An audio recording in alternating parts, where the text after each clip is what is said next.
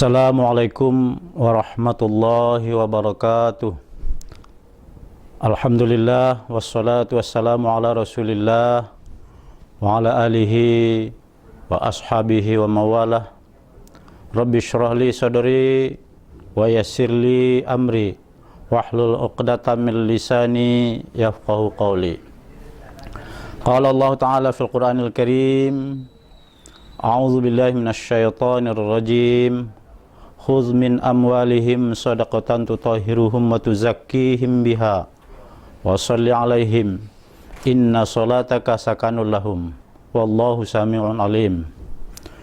Qala Rasulullah sallallahu alaihi wasallam, Bunyal Islamu ala khamsin, syahadati an la ilaha illallah wa anna Muhammadar Rasulullah wa iqamus shalah wa ita'uz zakah wa hajjul bait wa shaum Ramadan, rawahu Tirmizi wa Muslim. Bapak Ibu, para pemirsa yang dimuliakan Allah Subhanahu wa taala, pada kesempatan ini dalam memasuki new normal, kami memberikan judul tausiah tentang zakat dan kehidupan manusia.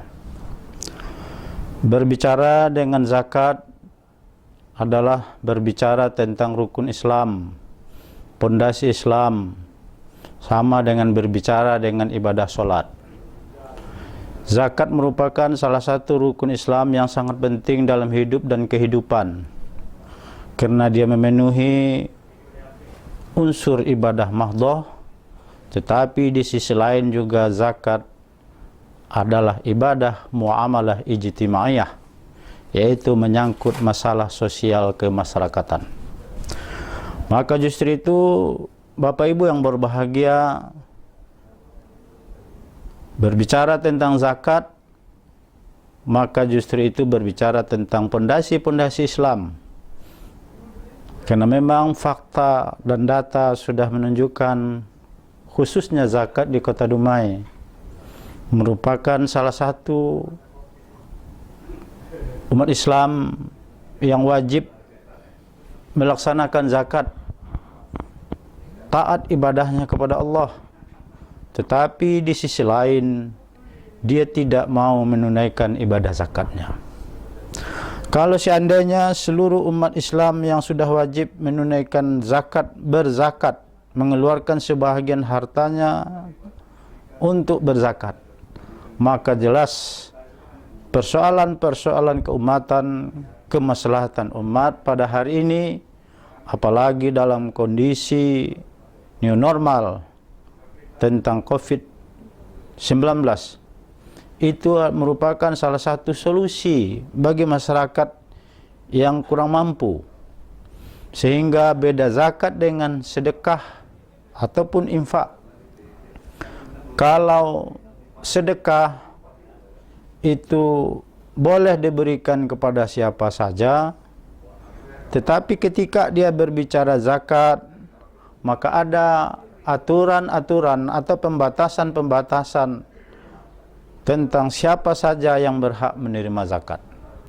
Maka justru itu negara dalam hal ini menerbitkan Undang-Undang Nomor 23 Tahun 2011, Peraturan Pemerintah Nomor 14 Tahun 2014, mendirikan Badan Amil Zakat Nasional yang disingkat sebagai Basnas, sebagai salah satu wadah umat Islam untuk mengeluarkan zakat, sehingga Basnas bisa terukur, bisa dipertanggungjawabkan, dan bisa terarahkan tentang program khususnya di dalam mengentaskan kemiskinan.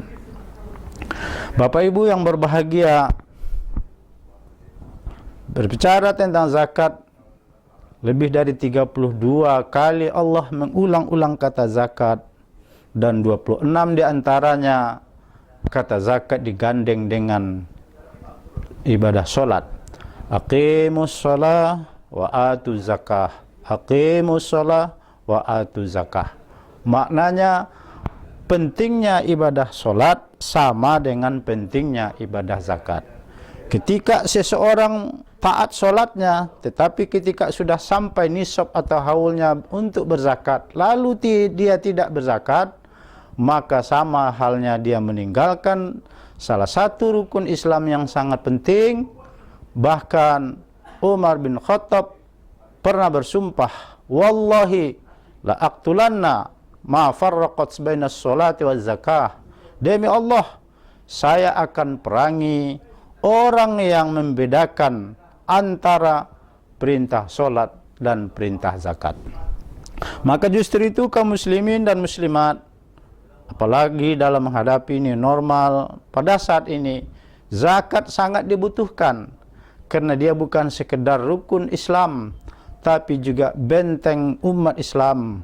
Betapa banyak hari ini masyarakat muslim kita hanya terputus hubungan kerja atau dalam posisi pengangguran, sehingga dia tidak punya penghasilan. Ketika zakat tidak berdaya, maka bapak-bapak, ibu-ibu, dapat kita bayangkan solusi dalam hidupnya tentu tidak bisa teratasi. Maka justru itu Basnas Kota Dumai hari ini mempunyai program di dalam menghadapi COVID-19 ini untuk yang terkena dampak, memberikan 4.800 paket sembako kepada orang-orang yang terkena dampak dengan 3 periode. Periode pertama 1.600, periode kedua 1.600, dan periode ketiga 1.600. Dengan harapan mereka bisa terbantu dengan persoalan-persoalan hidup yang dihadapinya. Karena tidak semua persoalan yang dihadapinya mampu dengan diceramahkan, dengan diberikan nasihat. Tapi barangkali pada saat ini harus diberikan bantuan secara langsung, sehingga bisa menjadi solusi atas persoalan-persoalan hidup yang dirasakannya. Bapak Ibu yang dimuliakan Allah Subhanahu wa taala, maka justru itu di dalam Al-Quran Allah menjelaskan, wa fi amwalihim haqqun, di dalam harta mereka ada hak orang lain. Ketika kita sudah sampai nisab harta kita, itu tidak kita semua yang punya hak. Ada hak orang lain minimal 2,5% di dalam harta kita. Ketika kita umpamanya seorang yang punya gaji lebih dari 4 juta sebulan, berarti 2,5% ada hak fakir miskin di dalam harta kita.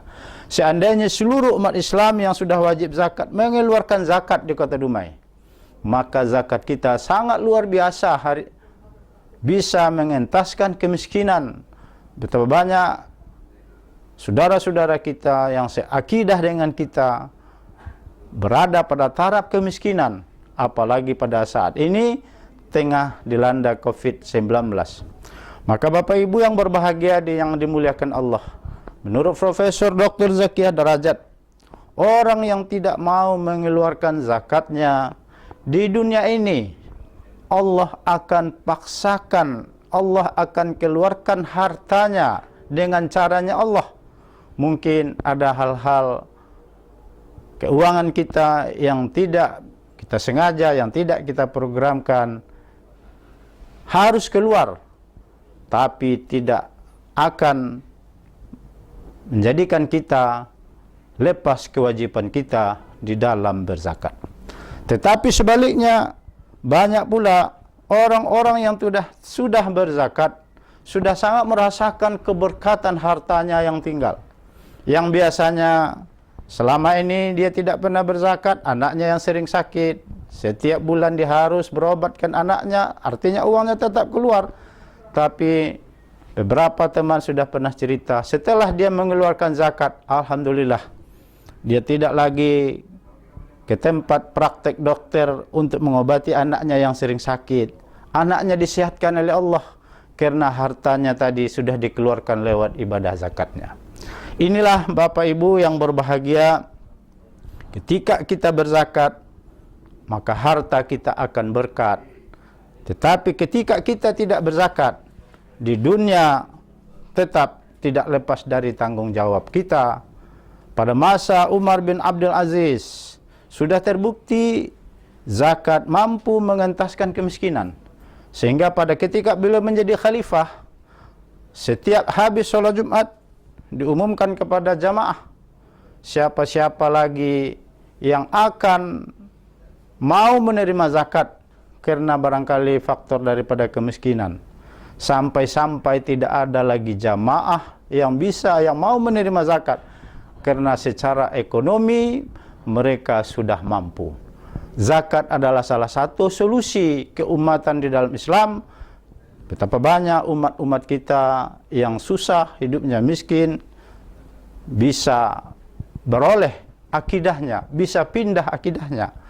Kadal fakru an yakuna kufron, hampir-hampir kefakiran itu membawa kepada kekafiran. Maka Bapak Ibu yang berbahagia, khususnya bagi umat Islam yang sudah diberikan kewajiban zakat, maka mari kita keluarkan khususnya zakat profesi setiap bulan, sehingga nanti setelah di akhir tahun kita tidak perlu lagi ngitungnya. Kenapa? Karena sudah kita angsur setiap bulan. Inilah gunanya kita mengeluarkan zakat setiap bulan, khususnya bagi orang-orang yang sudah cukup nisab kalau seandainya dihitung selama dalam setahun. Bagaimana nisabnya zakat? Para ulama telah sepakat antara lain, kalau pendapatannya menghasilkan dalam satu tahun itu sebanyak 85 gram emas. Kalau sekarang emas dikalikanlah 85 gram, maka dikali 12 bulan. Artinya kalau dia hari ini punya penghasilan 4 juta sebulan, kalau sudah 12 bulan dia akan menghasilkan 48 juta, maka dia sudah sampai nisabnya mengeluarkan zakat 2,5%. Tak banyak. Berapa 2,5% dari 4 juta? Kalau cuma 1 juta 25.000. Kalau 4 juta 2,5% cuma 100.000. Itulah yang wajib kita keluarkan. Itulah hak fakir miskin. Kalau tidak kita keluarkan, persoalan tidak selesai di dunia. Nanti di akhirat, di dalam salah satu riwayat diceritakan, ketika kita tidak mau mengeluarkan zakat kita di dunia ini, para fakir miskin itu menuntut keadilan kepada Allah Subhanahu wa taala. Dulu di dunia ada hak-hak kami, tidak mereka keluarkan. Pada hari ini kami nuntut. Padahal pada hari itu kita tidak butuh lagi harta. Yauma la yanfa'u malun wala banun illa man atallaha biqalbin salim.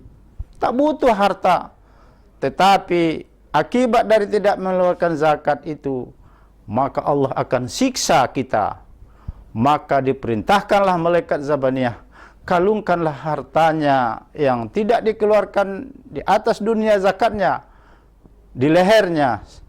Bayangkan Bapak Ibu yang berbahagia, jangankan harta kita, diri kita saja susah kita membawanya pada yaumil mahsyar. Ditambah lagi kalungkan harta kita, bertambah berat. Tidak cukup hanya di situ. Diperintahkan lagi oleh Allah Subhanahu wa taala, gosok punggungnya dengan punggung api neraka. Maka justru itu Bapak Ibu yang berbahagia, kalau kita sudah punya kelebihan, mari kita keluarkan zakatnya kepada badan-badan resmi yang ditunjuk oleh pemerintah. Kenapa harus kepada badan resmi? Kenapa saya tidak hanya berzakat kepada sebelah rumah, tetangga dan sebagainya? Kalau saya punya zakat 300.000 sebulan atau 400.000 sebulan, saya kasih orang sebelah rumah. Bapak Ibu yang berbahagia, itu dari sisi pemanfaatan tidak akan bermanfaat. Orang yang kita keluarkan zakatnya tetap pada kategori miskin. Kalau dia miskin, kita tidak boleh memberikan ikan, tapi berikanlah pancing. Tetapi kalau uang 400 atau 300.000 kita kasih ke Basnas, uang itu walaupun kita mau membantu tetangga sebelah kita, kita boleh merekomendasikan, tolong dibantu orang sebelah rumah saya yang kebetulan dia miskin. Biasanya Basnas tidak membantu 400, 300, tapi dia akan bantu usaha orang yang miskin tadi, sehingga diharapkan dia bisa berusaha dan tentu dengan satu harapan bisa merubah kategori miskin tadi dengan menjadi orang-orang yang mampu. Bapak Ibu yang berbahagia, kemudian yang kedua, karena beda zakat dengan sedekah. Kalau sedekah kita bebas memberikan kepada siapa saja, bahkan kepada orang yang mampu tidak masalah. Saya punya duit 2 juta, saya berikan kepada orang mampu 1 juta, tidak ada masalah, karena dia sedekah ataupun infak. Tapi ketika zakat, saya punya duit 4 juta, saya berikan 1 juta, tidak bisa. Karena kalau berbicara zakat ada aturan-aturannya, dan tidak boleh kepada sembarangan orang. Bahkan hari ini ada orang yang latah memberi zakatnya sama anak-anak yatim. Padahal anak yatim tidak orang yang berhak menerima zakat.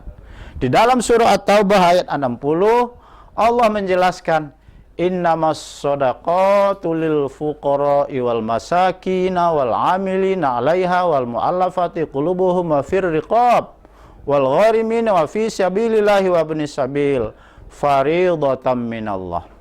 Apa kata Allah? Innama, hanya ini yang boleh menerima zakat. Di luar ini tak boleh. Kalau dikasih tidak sah. Bedanya sedekah ada gitu. Kalau sedekah silakan aja kemana, mau dikasih saudara, mau dikasih orang kaya, kasih orang mampu. Tetapi ketika bercerita dengan zakat, apa kata Allah? Innama, hanya saja yang berhak menerima zakat itu adalah orang yang ekonominya lil fuqara, fakir. Apa itu fakir? Bapak Ibu tak payah lagi mencari siapa yang fakir. Apa definisi fakir? Kalau sudah diserahkan ke Basnas, Basnas punya definisi yang jelas, bisa dipertanggungjawabkan. Fakir adalah orang-orang lemah, tidak punya harta, tidak punya kebun, tidak punya rumah petak. Dia lemah, tidak punya penghasilan, tapi dia masih hidup. Dia dikategorikan fakir. Dia adalah salah satu pemilik harta zakat, karena ayat ini diawali dengan lam lil fuqara, bagi orang-orang fakir. Lam yang ada pada ayat itu adalah lam lil milik. Dia punya milik tentang harta yang dizakati. Kemudian yang kedua kata Allah, wal masakin. Orang yang berhak menerima zakat itu adalah orang miskin. Di Duma ini lebih daripada 90%, 260 juta penduduk Duma ini adalah predikat miskin. Bapak Ibu tidak payah mencari siapa itu yang miskin. Kami Basnas punya definisi miskin. Definisi itu bukan juga dari definisi Basnas. Ternyata menurut BPS, miskin itu juga punya penghasilan, tapi tidak cukup memenuhi kebutuhan. Ada hitung-hitungannya. Ketika dia punya penghasilan 2 juta, anak 5, rumah nyewa, maka dia disebut miskin. Kenapa? Rumusnya 405.000 kali jumlah tanggung jawab. Kalau kurang dari itu, maka dia disebutlah miskin. Miskin ini salah satu pemilik yang berhak menerima zakat. Jadi kalau dia sudah miskin, adalah haknya untuk menerima zakat. Kemudian Bapak Ibu yang berbahagia, wal amilina 'alaiha, dan amil. Amil itu harus yang diangkat oleh pemerintah dan punya kompetensi tentang zakat. Jangan amil yang tidak punya kompetensi dengan zakat. Dan dia juga punya hak tentang zakat yang disalurkan. Kemudian yang kedua, mu'allaf. Mu'allaf itu adalah orang yang masuk Islam. Nah ini Bapak Ibu sekarang berbahagia, perlu kita jelaskan, yang mu'allaf ini bukan hanya dia masuk Islam tapi sudah puluhan tahun disebut lagi mu'allaf. Tapi Basnas sudah pun punya definisi yang jelas. Mu'allaf itu hanya diberikan kepada orang yang baru 2 tahun masuk Islam. Kalau dia sudah 5 tahun masuk Islam, dia tidak mu'allaf, bisa saja dia lebih hebat ilmu agamanya dari kita, bisa saja dia lebih bagus ibadahnya dari kita. Tapi kalau 1 sampai 2 tahun, karena dia masih tahap belajar untuk menjinakkan hatinya ke dalam Islam, maka dia disebut mu'allaf dan dia berhak untuk menerima zakat. Inilah Bapak Ibu yang berbahagia. Kemudian wafir riqab adalah hamba, sekarang tidak ada hamba. Wal gharimin, orang yang berhutang itu dalam arti hutang yang mempunyai kebutuhan pokok. Jangan orang yang berhutang, yang dihutangnya karena beli mobil, karena beli rumah dan sebagainya, atau perhiasan-perhiasan, tapi harus dia berhutang itu karena kebutuhan pokok. Tak ada beras di rumah, tak ada minyak makan di rumah, dihutanglah di kedai. Ada bukti yang bisa dipertanggungjawabkan. Maka Basnas akan membayar hutangnya karena dia punya hak di dalam dana yang ada di Basnas. Kemudian yang kedua juga ada orang punya hutang mendamaikan orang. Ada dia orang mendamaikan tapi dengan harta. Maka dikeluarkanlah hartanya sehingga tidak cukup. Maka orang seperti ini juga boleh dibantu oleh Basnas, tidak kepentingan pribadinya, tapi adalah kepentingan umat. Bapak Ibu yang berbahagia, kemudian wa fi sabilillah. Fi sabilillah.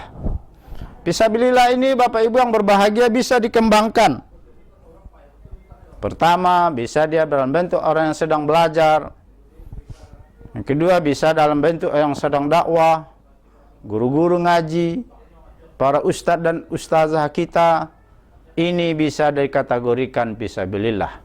Bayangkan Bapak Ibu yang berbahagia, para guru-guru MDA, TPA kita di Kota Dumai, hanya diberikan upah sekedar, jangankan cukup untuk dimakan, mungkin untuk transport masih kurang. Cuma paling tinggi dibeli 600.000 sebulan. Beda guru ngaji hari ini dengan guru ngaji 30-40 tahun yang lalu.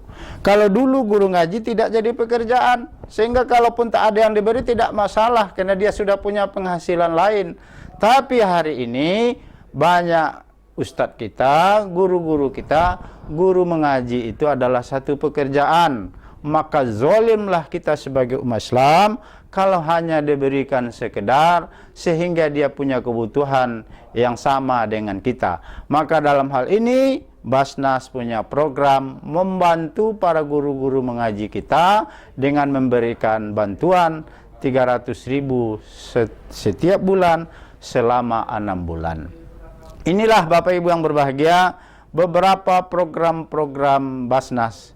Maka melalui tausiah ini, di dalam menghadapi new normal ini, marilah kita melaksanakan zakat, infak, dan sedekah kepada badan yang resmi, karena bisa dipertanggungjawabkan baik kepada siapa diberikan dan berapa diterima, karena pertanggungjawabannya sangat jelas dan diaudit setiap tahun sesuai dengan aturan-aturan yang berlaku. Bapak Ibu yang berbahagia, maka terakhir sekali, salah satu penelitian menjelaskan di Kota Dumai, 70% orang yang taat ibadahnya, taat sholatnya, berlebih rezekinya pergi umroh ke Mekah, ternyata ketika ibadah zakat, dia tidak mau mengeluarkan zakatnya. Artinya apa? Kalau seandainya umat muslim se-Dumai ini saja sudah berzakat, 1 miliar sebulan dapat sama kita. Kalau sudah 1 miliar uang zakat kita, maka umat kita pasti kuat. Ada yang kurang modal, ada orang yang susah, ada orang yang kelaparan dan sebagainya. Basnas akan turun tangan untuk bagaimana mengatasi hal-hal yang tengah dihadapi oleh saudara-saudara kita. Inilah Bapak Ibu yang berbahagia, mudah-mudahan tausiah singkat ini dapat mengetuk hati kita, dapat menanya selera kita. Hari ini Basnas baru mampu mengumpulkan uang umat ini sekitar 5,7 miliar tahun 2019. Kalau kita sudah berzakat, insya Allah mungkin lebih dari 12 miliar, Basnas bisa mengumpulkan zakat-zakat umat ini dan disalurkan kepada orang-orang yang berhak menerimanya, sehingga di dalam menghadapi new normal ini bisa membantu, bisa menjadi salah satu solusi untuk persoalan-persoalan yang tengah dihadapi oleh saudara-saudara kita. Barangkali inilah hal-hal disampaikan pada tausiah singkat ini, mudah-mudahan bermanfaat dan mari kita amalkan. Ketika Anda berzakat, harta pasti akan berkat. Terima kasih, lebih kurang mohon maaf. Nasrun minallah wa fathun qarib wa basyiril mu'minin wallahul muwaffiq ila aqwamit thoriq. Wassalamualaikum warahmatullahi wabarakatuh.